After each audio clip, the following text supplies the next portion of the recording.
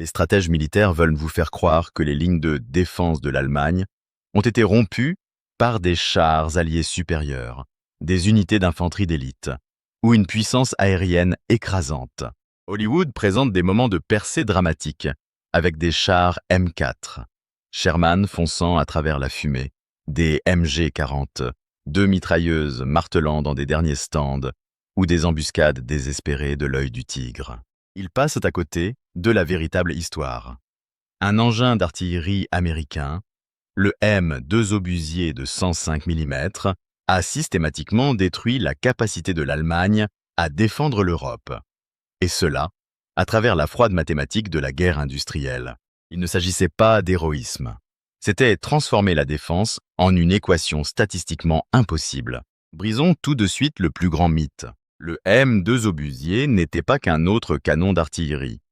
C'était la pièce d'artillerie la plus produite en masse dans l'histoire humaine, avec plus de 10 000 unités fabriquées par les usines américaines.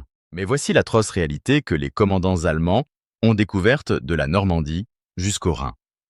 Le M2 pouvait délivrer un tir précis et soutenu à des taux qui transformaient la défense de position fixe en une condamnation à mort mathématique. Même les nids de MG-42, mitrailleuses solidement creusées, ou les positions de coque de Panzer VI, tigres à demi enfouis, ont été neutralisés avant qu'ils ne puissent influencer significativement la bataille. Ce n'était pas une puissance de feu théorique. C'étaient des mathématiques de champ de bataille qui brisaient les armées. Un seul obusier M2 pouvait tirer 4 coups par minute pendant des heures, sans panne mécanique. La doctrine américaine en matière d'artillerie prévoyait des batteries de 6 canons tirant en coordination. Faites le calcul brutal. 24 obus par minute, 1440 obus par heure, plus de 10 000 tirs en une seule journée à partir d'une seule batterie. Les Allemands étaient confrontés à des taux de tir d'artillerie qui dépassaient leur capacité totale de production de munitions, bien plus destructeurs que tout ce que la Luftwaffe ou leur fameux Panzer pouvaient contrer. Mais voici où cela devient intéressant. L'arme qui a véritablement brisé la doctrine défensive allemande n'était pas le rythme de tir de l'arme. C'était l'innovation américaine en matière de contrôle de tir. Le M2 utilisait le système révolutionnaire du centre de direction des tirs. Dans ce système, des tableaux de traçage centralisés pouvaient coordonner des dizaines de batteries pour frapper des cibles uniques simultanément. Les défenseurs allemands ne faisaient pas face à un seul obusier. Ils étaient confrontés à une destruction synchronisée provenant de pièces d'artillerie situées à des kilomètres de distance. Même les frappes d'attaque, au sol du P-57. Thunderbolt semblait pâle, en comparaison du poids de destruction que les obusiers américains pouvaient invoquer à volonté. Un officier d'infanterie allemand capturé à Saint-Vith a décrit parfaitement l'horreur psychologique. L'artillerie américaine n'était pas un bombardement aléatoire, comme lors de la guerre précédente. C'était de la destruction chirurgicale. Ils pouvaient placer les obus exactement où ils le voulaient, exactement quand ils le voulaient. Chaque position défensive, chaque route d'approvisionnement, chaque ligne de communication. Rien n'était à l'abri de leur précision mathématique. Les chiffres révèlent l'impact dévastateur de l'arme sur les capacités défensives allemandes. Avant de rencontrer les formations en masse de M2, les lignes de défense allemandes pouvaient résister aux bombardements d'artillerie pendant des semaines. Après que les batteries d'obusiers américaines aient été entièrement déployées, les positions allemandes ont en moyenne survécu moins de 72 heures sous un feu continu. Le M2 avait réduit la durée de vie des fortifications défensives de semaines à jours. Maintenant, parlons de la révolution tactique qui a effectivement brisé la stratégie de défense allemande. Le concept de supériorité de l'artillerie.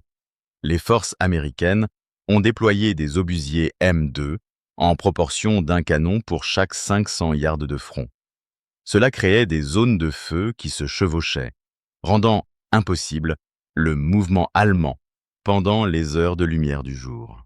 La guerre défensive était devenue statistiquement insoutenable face aux concentrations de feu américaines. La polyvalence du M2 a rendu la planification défensive allemande impossible. Le même obusier qui détruisait les bunkers avec des obus explosifs pouvait éliminer les blindages avec des munitions perforantes.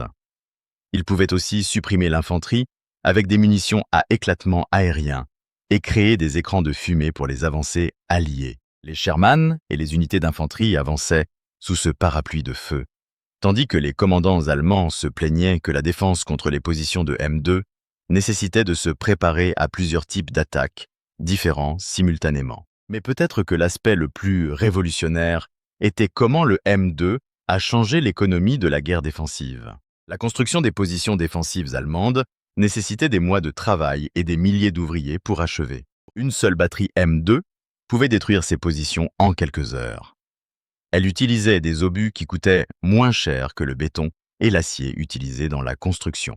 Les mathématiques de la destruction étaient devenues plus efficaces que celles de la construction. Les officiers d'artillerie américains ont calculé l'efficacité brutale.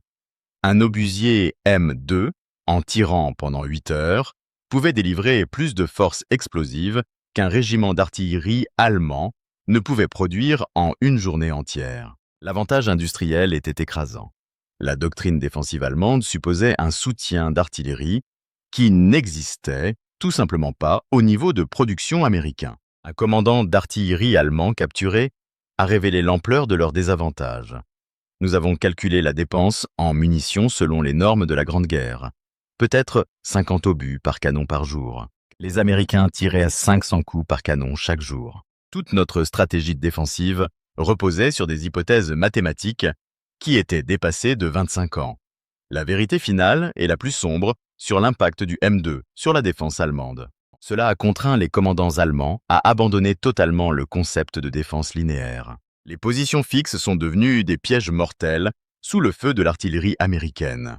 La Wehrmacht a adopté des tactiques de défense mobile, spécifiquement parce que le M2 Howitzer avait rendu la guerre défensive statique impossible à maintenir. Voici les mathématiques impitoyables qui ont brisé les capacités défensives de l'Allemagne. Le M2 obusier pouvait délivrer un tir soutenu et précis à des taux qui dépassaient les capacités de construction défensive allemande. Chaque bunker construit pouvait être détruit plus rapidement qu'il ne pouvait être remplacé. Chaque ligne de défense établie pouvait être neutralisée avant qu'elle ne devienne tactiquement efficace. La défense était devenue une équation mathématique perdante.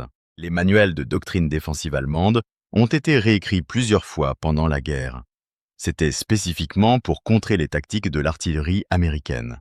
Les instructions sont passées de maintenir les positions à tout prix à éviter les concentrations d'artillerie américaine grâce à un mouvement constant. Le M2 n'a pas simplement brisé les lignes de défense individuelles. Il a brisé le concept stratégique entier de la guerre de position. Un officier d'artillerie américain a résumé l'impact révolutionnaire du M2.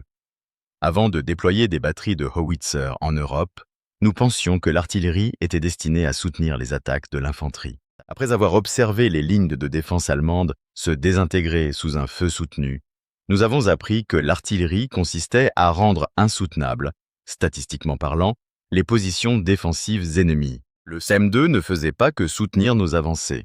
Il rendait la résistance allemande mathématiquement impossible.